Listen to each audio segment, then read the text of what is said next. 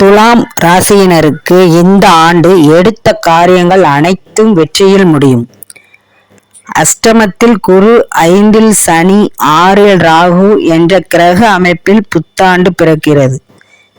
March மாதம் சனி 6ஆம் இடத்திற்கும், குரு 9ஆம் இடத்திற்கும், ராகு கேதுக்கள் 5, 11ஆம் இடத்திற்கும் மாற இருப்பது அதிர்ஷ்டமான அமைப்பாகும். கடந்த காலங்களில் பட்ட துன்பங்களுக்கு மருந்தாக கிரக பயிற்சிகள் அமைகின்றன. குடும்பத்தில் புது மகிழ்ச்சி பிறக்கும்.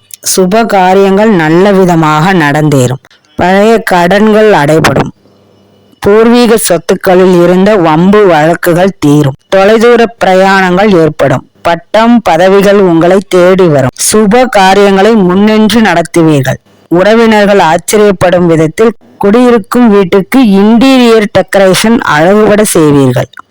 படிக்காதவர்களாக இருந்தாலும் கூட கம்ப்யூட்டர் மற்றும் ஸ்மார்ட் போன் ஆகியவற்றை சிறப்பாக பயன்படுத்தும் திறமையை வளர்த்துக் கொள்வீர்கள்.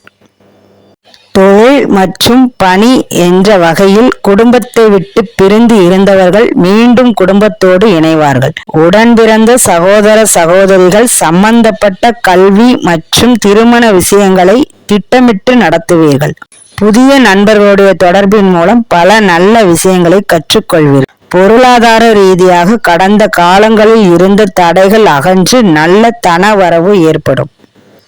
புதிய வண்டி, வாகனம், வீடு, மனை வாங்கும் யோகம் ஏற்படும். மனதில் தெளிவு பிறக்கும். பெண்மணிகள் கையில் பணப்புழக்கம் அதிகரிக்கும்.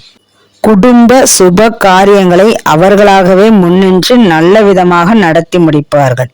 தொழில்துறையில் தங்களுடைய தொழிலை விரிவாக்கம் செய்வதற்கான நல்ல சூழல் அமைந்துள்ளது. பழைய கடன்கள் அனைத்தையும் தீர்ப்பீர்கள்.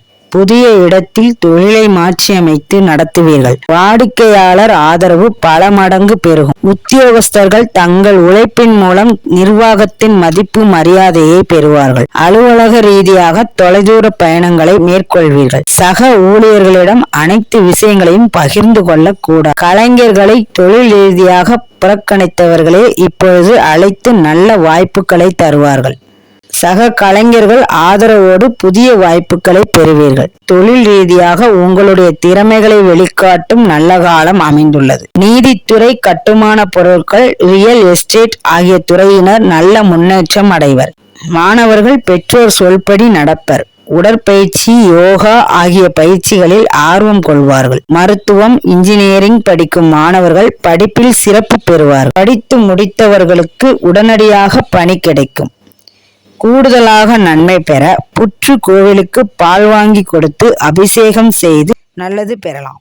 மாதம் ஒருமுறை அவரவர் ஜென்ம நட்சத்திரத்தன்று அனாதை ஆசிரமங்களில் அன்னதானம், ஆடை தானம் செய்வதும் பல நன்மைகளை அதிகரிக்கும்.